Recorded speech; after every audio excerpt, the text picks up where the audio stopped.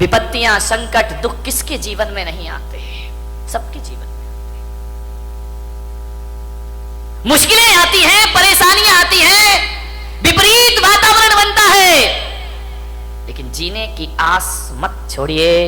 जलजले आते हैं, तूफान आते हैं, उड़ीसा में चक्रवात आता है, गुजरात में भूकंप आता है, हजारों लोग बेघरबार हो जाया करते हैं। लेकिन एक बात ध्यान रखो बारामती वालों, इतने बड़े भीषण आंधी तूफान के बाद, भूकंप के बाद भी जो आदमी जिंदा रहता है वो अपना उजड़ा हुआ आशियाना फिर से बना लिया करता है, वो अपना घर फिर से निर्माण कर लेता है। क्या हुआ, जिंदगी कितनी बार छीनेगी, फिर बना सकते हैं। अगर हौसले बुलंद हो तो आंधियों में चिराग जला करते हैं। आज समस्या है बहुत बड़ी, आदमी अपने जीवन का दुश्मन हो गया है, अपनी ही जिंदगी का दुश्मन हो गया ये इंसान। शहरों में बड़े बड़े व्यापारी आत्महत्या कर रहे हैं, महानगरों में व्यापारी आत्महत्या कर रहे हैं, गांव में किसान आत्महत्या कर रहा है, घरों में किशोर आत्महत्या कर रहे हैं, महिलाएं आत्महत्या कर रही हैं। थोड़ा सा निराशा हुई, थोड़ा सा मन का नहीं हुआ, थोड़ा सा प्रतिकूल वातावरण हुआ और आदमी मरने को तैयार है। और एक बात बताओ, बारामती के लोगों से मेरा निवेदन है, इस पंडाल में ऐसा कोई व्यक्ति बैठा है जिसने आज तक आत्महत्या का विचार ना किया हो? है कोई महान आत्मा? मैं दर्शन करना चाहता हूं। एक बार भी पूरी जिंदगी में मरने का विचार नहीं। महिलाओं तुम्हारी तो जय हो पंचम काल की, ये तो इतनी बार मरती हैं लेकिन एक बार भी नहीं मरती है। विचार करिए, सोचना है आपको। बात बात पर आदमी मरने का सोच लेता है। ऐसा कोई नहीं होगा इस दुनिया में जिसने अपने पूरे जीवन में एक बार मरने का ख्याल भी ना लाया हो। मर नहीं सका वो बात अलग है, लेकिन मरने का ख्याल तो सबके भीतर आ जाता है। थोड़ा सा मन का नहीं हुआ, मैं महिलाओं का तो नहीं, यहाँ की महिलाओं की बात नहीं कर रहा हूं।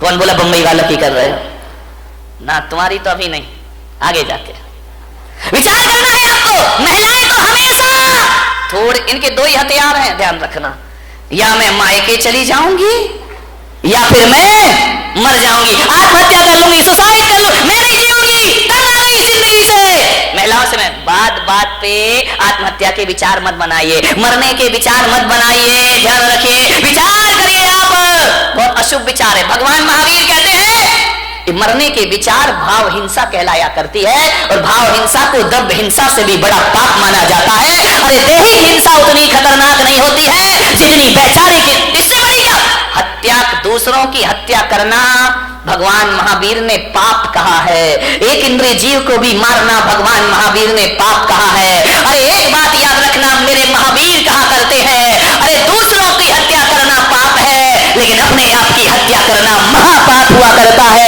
इससे बड़ा दूसरा कोई पाप, दूसरों की हत्या करना तो पाप ही है, अपनी करना महापाप हुआ करता है। इसलिए भगवान महावीर ने एक प्यारा सा सूत्र दिया है। भगवान महावीर ने 4 शब्द इस इंसान को दिए हैं। अरे वो 4 शब्द नहीं, 4 वेद हुआ करते हैं, वो 4 आर्य शब्द हुआ करते हैं, वो महावीर के 4 शब्द। ध्यान रखना, इनसे बड़ा ना कोई आगम होता है, ना शास्त्र होता है, ना पुराण होता है। महावीर ने इस दुनिया को केवल 4 शब्द दिए हैं। महावीर ने इतना ही कहा है, इस मानव जीवन को सफल करना है तो 4 सत्य में जियो। वो 4 सत्य है, वो 4 वेद है, वो चारों धाम की यात्रा है। वो 4 शब्द इस धरती को दिए, जियो और जीने दो। इससे बड़ा कोई धर्म ग्रंथ नहीं हुआ करता है, इससे बड़ा कोई शास्त्र नहीं हुआ करता है, इससे बड़ा कोई आगम नहीं हुआ करता है। न वेद है, न पुराण है, न कुरान है। 4 शब्द में उन्होंने अपनी पूरी देशना को समाहित कर दिया। 4 शब्द में पूरे दर्शन को रख दिया भगवान महावीर ने।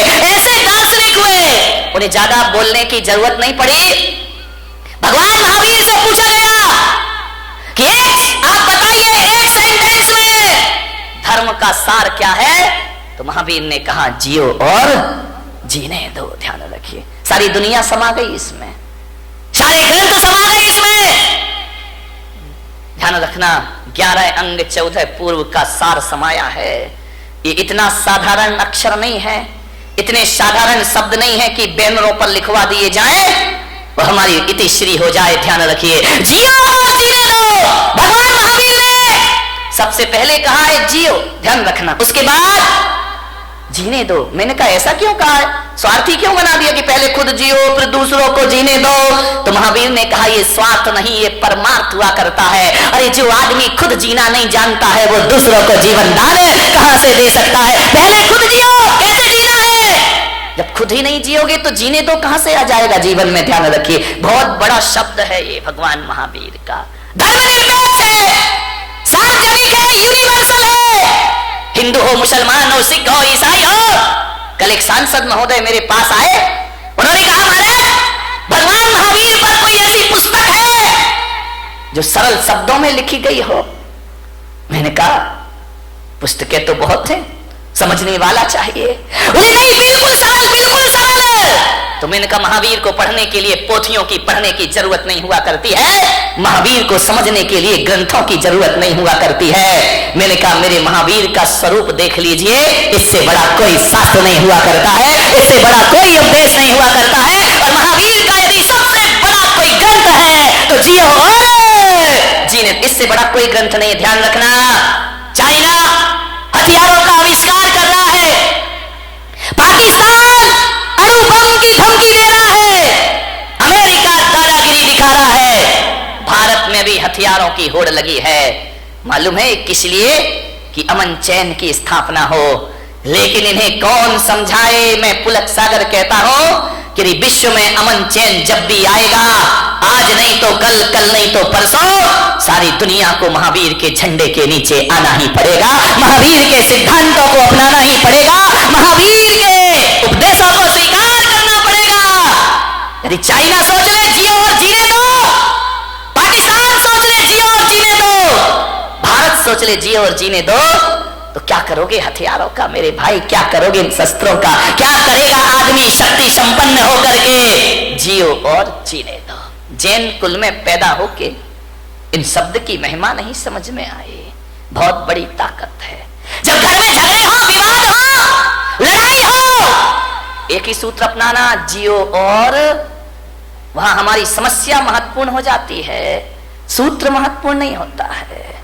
सूत्र को महत्वपूर्ण कर लो, रातों रात घर के झगड़े समाप्त हो जाएंगे मेरे भाई। समाज में विवाद हो जाए, भाई भाई में विवाद हो जाए, परिवार में झगड़े हो जाए, कोई कितनी भी बड़ी गलती कर दे, कितना भी बड़ा अपराध कर दे, आदमी एक सूत्र जुबान पर ले आए, जियो और जीने। क्या अपराधियों को जीने का हक नहीं है इस धरती पर? उन्हें भी जीने का हक है मेरे भाई, पापियों को भी जीने का हक है। महावीर जैसी दृष्टि, महावीर जैसा सोच। और मैं आपसे निवेदन करता हूं कि महावीर के इस देश में, महावीर के समाज में, महावीर के इस पंथ में आत्महत्या करना महावीर का सबसे बड़ा अपमान है मेरे भाई। इससे बड़ी कायरता दुनिया में कोई दूसरी नहीं हुआ करती है। आत्महत्या के विचार कभी मत बनाओ, विचार बनाना भी पाप है। मरने के पहले क्यों मर जाते हो? ध्यान रखिए, जिंदगी में जीने की बात ना रखिए। मरने में रखा क्या है? कौन सी बहादुरी मेरे भाई मरने में? कौन सा बड़ा मेहनत करना पड़ता है। दो चार भक्त मेरे पास आए, बोले महाराज हम आपके शिष्य हैं। तो मैंने कहा अच्छी बात है भाई, क्या करें? बोले हम आपके भक्त हैं। तो मैंने कहा ठीक है, बोले आप आदेश करो। मैंने कहा क्या आदेश करूं? बोले जो आप कहोगे वो काम हो जाएगा। मैंने कहा तू मेरा शिष्य बन के क्या करेगा? बोले आपके लिए अपनी जान दे दूंगा, सब कुछ अर्पित है आपके लिए, तन अर्पित है, मन अर्पित है, जीवन अर्पित है। मैंने कहा जीवन नहीं चाहिए मुझे, तन नहीं चाहिए मुझे, मन नहीं चाहिए मुझे। तो बोले महाराज आपको क्या चाहिए? मैंने कहा मैं अपने भक्तों में ऐसे भक्तों को, ऐसे लोगों को मैं अपना भक्त नहीं बनाता हूं जो मेरे लिए जान देने को तैयार है। अरे मेरे लिए मरने को तैयार मत रहो। सच्चा भक्त यदि मुझ पे मर जाएगा तो वो सच्चा भक्त नहीं होगा। अरे महावीर भगवान को मरने वालों की जरूरत नहीं, महावीर भगवान को तो जीने वालों की जरूरत हुआ करती है। धर्म के नाम पर जियो मेरे भाई, धर्म के नाम पर मरो मत। महावीर ने नहीं कहा कि धर्म के नाम पर मरना, महावीर ने तो कहा है धर्म के नाम पर जीना। मरना कोई बहादुरी का काम नहीं है, 2-5 मिनट का काम है। एक फंदा लगाया, आंखें बंद की, 2 मिनट में जिंदगी खत्म। एक बंदूक लगाई, जिंदगी खत्म। गला घोट लिया, जिंदगी खत्म। मरना कौन सी बहादुरी है? मरने में टाइम कितना लगता है? 1 मिनट, 2 मिनट, 5 मिनट। मिट्टी का तेल डाला, आग लगाई, मर गए। ये कोई बहुत बहादुरी का काम नहीं है। मरने में 2 मिनट लगते हैं, मगर जीने में 100 साल की जिंदगी लग जाया करती है मेरे भाई। जीना बहादुरों का काम हुआ करता है, संघर्षों में जूझना बहादुरों का काम हुआ करता है, विपरीत परिस्थितियों में जीना ये बहादुरों का काम हुआ करता है। ध्यान रखिए मान्यवर, मुझे याद आ रहा है वह व्यक्तित्व जिसने कई बार हार मानने के बाद भी जिंदगी से हार नहीं मानी। ध्यान रखिए, इतने जल्दी जिंदगी से हार जाते हो, आत्महत्या कर लेते हो नहीं। मान्यवर, आपसे मेरा निवेदन है, जिन लोगों ने आत्महत्या की है ना, कभी उनकी कब्रों पे जाके पूछना, कभी उनकी चिताओं में जाके पूछना, जो मर गए हैं उनसे पूछना कि बताओ मेरे भाई तुम्हें कैसा लग रहा है। तरी सुन सको, तुम्हारे कान में ताकत होगी तो भीतर से आवाज आएगी कि जो गलती मैंने कर ली है, ऐ भले मानस, ये गलती तू अपनी जिंदगी में दोबारा कभी मत करना। अपनी जिंदगी को पूरी तरह से जीना, भाव हिंसा मत करना, आत्महत्या के भाव मत बनाना। महिलाओं से खासकर निवेदन है, सबसे ज्यादा आत्महत्याएं महिलाएं किया करती हैं, सहन शक्ति से बाहर हो जाता है। आत्महत्या के भाव मत बना, ये तो बात बात पे बनाती हैं आत्महत्या के भाव। पति ने काम नहीं सुना, सुनो जी तुमने ये नहीं किया, मैं मर जाऊंगी। अरे उसने काम नहीं किया, तुम मर जाओगी, सरे से काम में मर जाओगी। मरो मत। भगवान महावीर कहते कि मरने के भाव यदि बना लिए, एक बात ध्यान रखना, एक द्रव्य हिंसा होती है, एक भाव हिंसा होती है। यदि आपने भाव बना लिए तो जैन आगम कहता है कि जिस समय आप कह रहे हो मैं मर जाऊंगी या मैं मर जाऊंगा, उस समय यदि आयु कर्म का बंद हो जाए, फिर आप मरे या ना मरे, आपकी दुर्गति जरूर होने वाली है। कोई बचाने वाला नहीं है। फिर मरो या ना मरो, ऐसे भाव बना लिए और आयु कर्म का बंद हो गया तो नरक गति के पात्र बना करते हो। ध्यान रखिए, नरक जाने का द्वार खुल जाता है। अपनी हिंसा सबसे बड़ा पाप है। आत्महत्या के भाव से आयु का बंद हो जाए तो नरक मिला करता है। अति संक्लेश भाव ते मरो, घोर शुभ्र सागर में पड़ो, नरकों की जिंदगी हो जाएगी। क्या सोचते हो कि मरने के बाद समस्याओं का अंत हो जाएगा?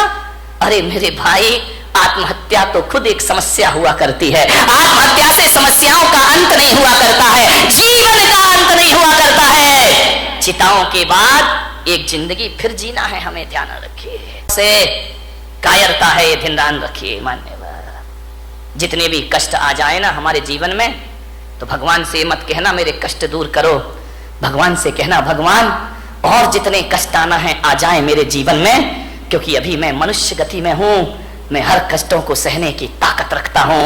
सारे कष्ट इसी जन्म में आ जाएं तो अगला जन्म मेरा आनंद में बदल जाएगा, पुण्य में बदल जाएगा, मेरा कल्याण हो जाए। मरने के भाव मत बनाइए। हाँ, ये बात अलग है कि धमकियां बहुत देती भाई कि मैं मर जाऊंगी, मैं मर जाऊंगी, पति भी कहता है यार मरना है तो जल्दी कर दो। 20 साल से तो सुन रहा हूं ना, आज मर रही ना कल मर रही है, जल्दी मरे तो हम दूसरे की व्यवस्था करें। अब तुम ऐसी एज में जाके मरो ना, तुम अपनी रहो ना मैं किसी का हो पाऊं, ऐसे मर के भी क्या करूंगा। मैं विचार करें, मत बनाइए ऐसे भाव। हाँ, धमकी तो देना, बिना धमकी के महिलाओं ये सुधरने वाले भी नहीं है। ध्यान, बिना धमकी के तुम्हारा काम भी नहीं होता है। धमकियां दो, जरूर दो। आज से इस पंडाल से एक संकल्प लेकर जाओ, यदि तुम्हारा काम ना सुने तो धमकी दो। धमकी देना, धमक मत देना, नहीं तो गड़बड़ हो जाएगा। ध्यान रखिए, इन्हें धमकियां दीजिए, लेकिन ये धमकी मत देना कि मैं मर जाऊंगी, और तुम दोगी भी तो इन्हें विश्वास नहीं होता। ध्यान रखना कि 50 साल से तो सुन रहे यार मर जाऊंगी मर जाऊंगी, तो बोलती रहती है, बकती रहती है, कोई सुनने वाले नहीं है। मैं आपको अपने काम बनवाने का एक सूत्र दे रहा हूं, ध्यान रखिए, बहुत प्यारा सा सूत्र दे रहा हूं। यदि वो बात बोल दी तो ये तुम्हारा काम जरूर सुनेंगे, तुम्हारे मन की इच्छा जरूर पूरी करेंगे। मरने से तो बिल्कुल भी करने वाले नहीं है। ध्यान रखिए, आपसे मेरा निवेदन है, अब यदि कोई काम तुम्हारे पति तुम्हारा परिवार ना करे तो ये मत कहना कि मैं मर जाऊंगी। आज से नियम ले लो, ऐसी धमकी देना, कहना मैं आरी का बन जाऊंगी, मैं साध्वी, मैं सन्यासिनी